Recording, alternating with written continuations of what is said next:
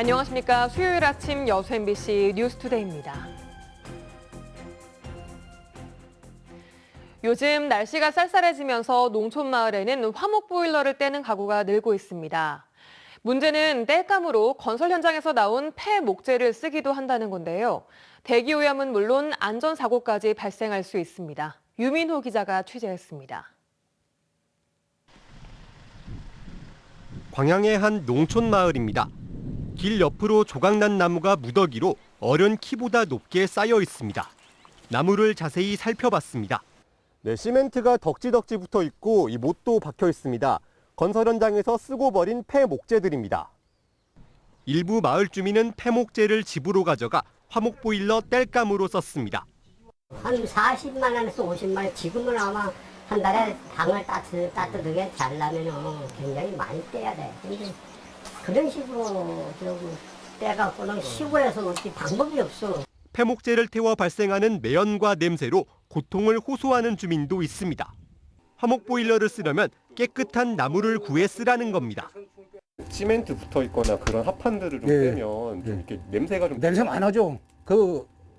어떤 때는 아침에 일어나면 그냥 오마이트가 나오고 집사람도 막 죽으려고 그러는 겁니다. 누가 두고 갔을까? 최근 한 건설업체가 크레인까지 동원해 마을 곳곳에 폐목재를 옮겼습니다. 원래 폐기물 관리법에 따라 비용을 들여 처리해야 하지만 겨울철 땔감 구하는 사람들이 있으니 이해가 맞아 떨어진 겁니다. 요즘 폐목재는 중고거래 플랫폼에서도 쉽게 무료로 구할 수 있습니다. 안 되는 거예요, 원래는.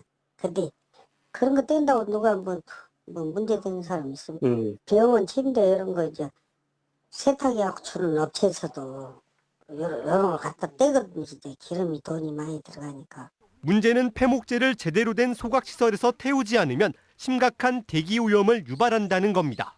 또 묻어있는 물질이 신체에 손상을 주기도 하는데 지난 3월 경북 청도에서 아궁이에 폐목재를 썼다가 접착제가 함께 타면서 발생한 유독가스로 일가족 2명이 숨지기도 했습니다.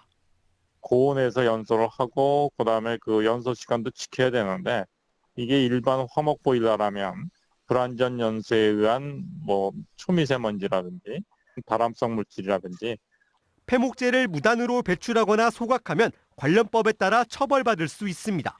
최근 5년간 신고되지 않은 폐목재 배출량은 연평균 28만 톤에 이를 것으로 추산됩니다. MBC 뉴스 유민호입니다.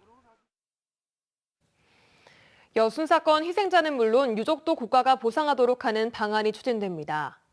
더불어민주당 서동용 의원은 여순 사건 진상조사를 마치는 즉시 보상을 시행하고 유족까지 실질적인 지원을 받을 수 있는 여순 사건 특별법 개정안을 발의했다고 밝혔습니다. 개정안에는 희생자와 유족 생활지원금 지급, 특별 재심 규정 신설, 위령 기념사업의 확대 등이 포함됐습니다. 현행법은 사건 진상규명과 명예회복에 중점을 두고 있어 희생자와 유족에 대한 보상 규정이 없습니다. 전남 지역 독립운동의 정체성을 확립하고 관련 역사를 체계적으로 정리해야 한다는 주장이 나왔습니다. 신민호 전남도 의원은 어제 도정 질문에서 독립운동의 성지 전남의 정체성을 정리할 가칭 전남 독립운동사 편찬과 함께 독립운동팀 직제 신설이 필요하다고 김영록 지사에게 요청했습니다. 또 여순 사건 희생자 조사를 위한 전문 조사관을 확충하고 10월 19일을 국가기념일로 지정해야 한다고 덧붙였습니다. 농촌을 중심으로 몇 년 새 신재생 에너지 사업이 우후죽순 들어서면서 숱한 논란을 빚고 있는데요. 풍력발전 예정지와 가장 가까운 순천의 한 작은 산골 마을은 벌써부터 주민들끼리 입장이 나뉘어 대립하고 있고 보상을 노린 이주민들까지 유입되면서 파장이 커지고 있습니다. 강서영 기자입니다. 400메가와트급 풍력발전 단지가 추진되고 있는 순천 바랑산 일대. 승주읍과 서면에 걸쳐 늘어선 산등성이를 따라 9기의 풍력발전기 설치가 예정돼 있습니다. 그중에서도 풍력발전기 부지와 가장 가까운 승주읍 군장마을은 사업지와 불과 300m 떨어져 있습니다. 풍력발전이 추진되면서 20여 구가 거주하는 작은 산촌마을 주민들은 찬성과 반대 입장으로 갈라서 반목하고 있습니다. 조상 대대로 쭉 물려받아 사는 거예요. 묘가 굉장히 많습니다. 조상님들이. 그러면 가방 들고 나가쁜 사람하고 우리하고 그 차이가 얼마입니까? 굉장히 크죠. 그래서 우리는 나갈 수가 없다. 그 아무것도 생길 게 없는 이런 동네에 저런 큰 사업체가 하나 들어온다면 저 같은 우리 동네 주민들 살아가는 데서는 아주 행운이죠. 보상을 둘러싼 찬반은 이젠 토착 원주민과 귀촌 이주민 사이의 갈등으로까지 번지고 있습니다. 여기에 보상을 노리고 급하게 이주하는 주민들까지 유입되면서 마을 분위기는 더욱 어수선해지고 있습니다. 보상 받으려고 들어오신 분들도 있죠. 왜 없겠어요? 저기도 들어오고 저기도 들어오고. 예전에야 사이 좋았죠.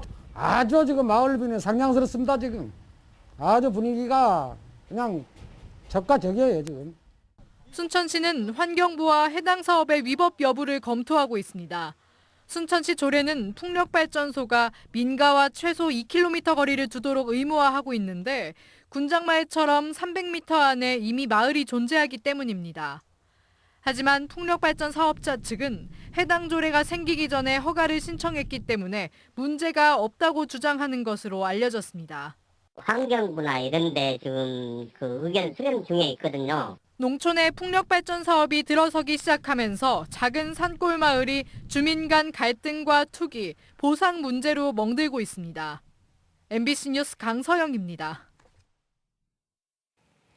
전남 도교육청이 추진 중인 학생 교육 수당을 놓고 지자체와 교육당국의 갈등이 커지고 있습니다.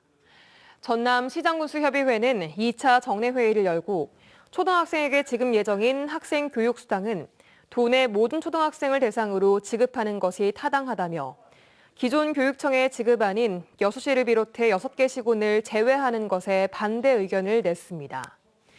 또 중고등학생 학생 교육 수당은 교육감의 공약 사항이기 때문에 도교육청의 자체 예산으로 지급하는 것이 타당하다는 의견을 도교육청에 제출하기로 했습니다.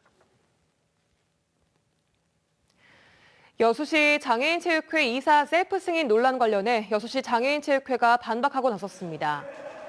체육회는 민선 7기 마지막 이사회에서 차기 집행부 임원 선임권을 현 회장인 정기명 시장에게 위임했고 회장의 승인으로 이사 자격이 주어진 것이라고 밝혔습니다. 또 부칙에 따라 대의원 총회 구성 전까지 이사회가 총회 역할을 대신한 것이기 때문에 합법이며 이사 후보자의 범죄 경력은 법적 근거가 없어 제출받을 수 없다고 전했습니다. 완도 명사심리 일대가 해양치유산업의 거점으로 변하고 있습니다. 다양한 해양치유 관련 시설 공사가 본격화되면서 해양치유산업의 생태계 구축이 시작됐습니다. 신광하 기자가 보도합니다. 해양치유 거점으로 육성되고 있는 완도 명사심리 해수욕장에서 열리는 노르딕 워킹 강좌입니다. 완도군이 진행하는 해양치유 실증 리빙랩 프로그램의 핵심 과정으로 지난 여름에만 5,000명이 참여했습니다. 근골격계 질환들, 특히 앓고 계신 분들이나 심혈관계 질환들, 이렇게 다양한 호흡기 계통에 이렇게 좀 여러 가지 어려움들이 있으신 분들에게 이렇게 소개해드리면 굉장히 반응이 좋고요. 완도군이 해양치유를 지역 미래산업으로 선포한 것은 지난 2018년입니다. 이후 5년이 지나면서 신지 명사심리 해변에는 다양한 해양치유와 해양산업시설들이 들어서고 있습니다. 핵심 시설인 치유센터가 내년 5월 완공을 목표로 공정률 35%를 기록하고 있고 검증시설 등 연구시설도 들어서고 있습니다. 민선 8기 완도군의 가장 핵심적인 과제는 해양치유산업 육성입니다. 오는 2030년 완성을 목표로 해양치유산업 시설물들 구축 사업이 올해부터 본격적으로 추진되고 있습니다. 해양바이오 등 기업 유치도 순조롭지만 토지 매입의 어려움 등으로 숙박형 치유시설 유치는 쉽지 않은 상황입니다. 두세 개의 업체에서 의향을 제시를 하고 있습니다. 이번 15일에도 호텔 부지 내에 본인들이 MOU를 체결해서 호텔을 건립하겠다. 완도군은 해양치유 핵심 시설인 치유센터가 완공되면 명사심리는 연간 방문객 100만 명과 1,900명의 고용을 창출하는 거점으로 성장할 것으로 기대하고 있습니다. MBC 뉴스 신광하입니다. 공항에서 근무 중이던 경비대원이 의식을 잃은 18개월 아이를 무사히 구조했습니다. 아이의 부모가 119에 신고도 못한 채 다급히 도움을 요청해오자 재빨리 응급 조치를 한 덕분이었습니다. 당시 상황을 임지은 기자가 전합니다. 몸이 축 늘어진 아이를 안은 여성이 다급히 공항 안으로 뛰어들어옵니다. 발을 동동 구르며 아이 등을 두드려 보지만 아이는 보챌 힘마저 없어 보입니다. 공항 경비대원은 침착하게 119에 구조를 요청한 뒤 아이가 누운 곳에 근무복을 깔아주고 응급 조치를 합니다. 아이의 기도를 확보하고 몸을 마사지하는 응급 조치는 119 구조대원이 도착하기까지 15분간 이어졌습니다.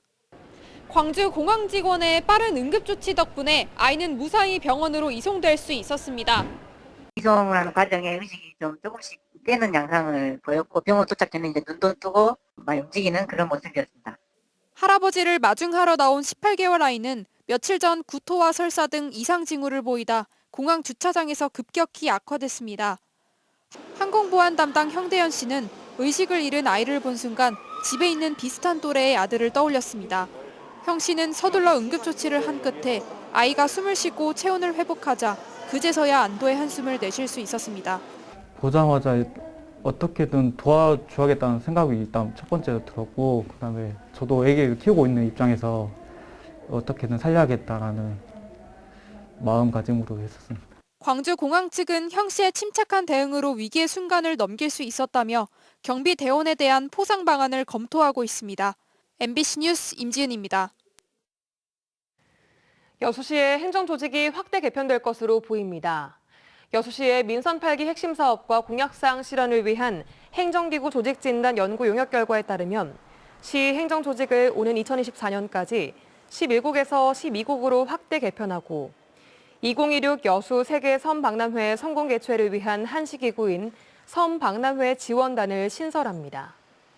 시는 이번 개편안이 반영된 여수시 행정기구 및 정원 조례 개정안을 11월까지 입법 예고한 뒤 제225회 여수시의회 정례회를 거쳐 내년 1월부터 시행할 예정입니다.